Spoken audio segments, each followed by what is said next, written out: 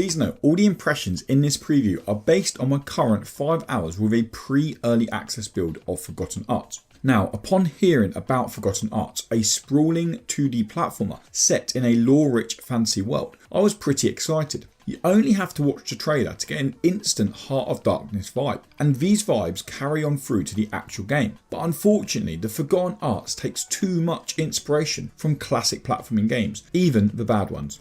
This fantasy adventure sees you playing as Phoenix, a young pyromancer who is on an adventure to help a magic council overcome an evil necromancer. Early on, you're told of the fable of the Forgotten Arts and how the world is full of 7 different arts, which are possessed by 7 different leaders of the world.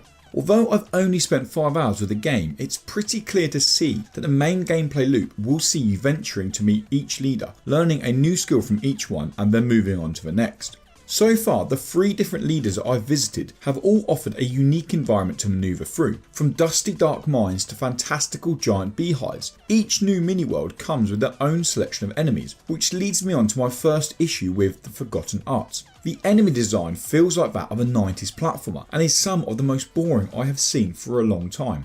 Most of the foes that you'll come across will take 3 simple hits to take down, and the enemies that try to mix up the mechanics just feel so cumbersome and frustrating to overcome. Take the mage ghoul thingy for example. You'll need to sneak up behind this fella, strike them twice in quick succession, run away off the screen jumping to dodge a hidden attack that I have no idea where it comes from, only then to shoot a fireball from off the screen and hope it hits them. The fact that some of these enemies appear on tiny ledges and you cannot fire your fireballs while in the air doesn't only make some situations feel impossible, but also frustratingly repetitive.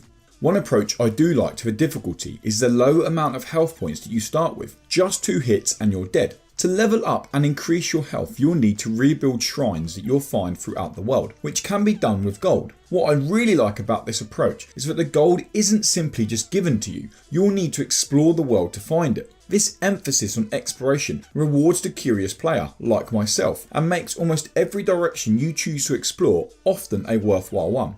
Upon meeting these magical leaders of the council, you will be able to learn a new skill, which is often pretty useful, apart from your starting skill, the fireball, which I'm convinced travels slower than walking speed. However, to learn these new skills, you'll first need to defeat the leader in a boss style battle, which, it pains me to say, just like most of the enemies, these fights feel pretty dated in their design. Although the Forgotten Arts offers an intriguing fantasy story to play through and some unique environments to explore, the poor enemy design isn't the game's biggest flaw. That goes to the annoyingly unpolished platforming. Now, I know this is an early access game, and I have no doubt that over the next few months the gameplay experience will dramatically increase, but for now, and the build that I was previewing, the level of platforming polish was very poor. I would often miss jumps as the character wouldn't land on the edge of a platform. Jumping also feels very floaty with an unexpected heavy landing, and the hitboxes on both the platforms and the enemies consistently feels inconsistent. I really wanted to enjoy my time with the Forgotten Arts, and maybe one day in the future I will, but for now, due to the lack of polish and some questionable enemy design, I have no urge to see out what looks to be a fun and magical fantasy adventure.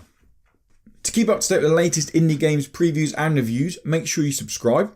Or to see what indie games we've recommended you look out for in February, then why not check out February's hot list. And for more indie game news, previews, reviews and podcasts, head on over to indie-credible.com.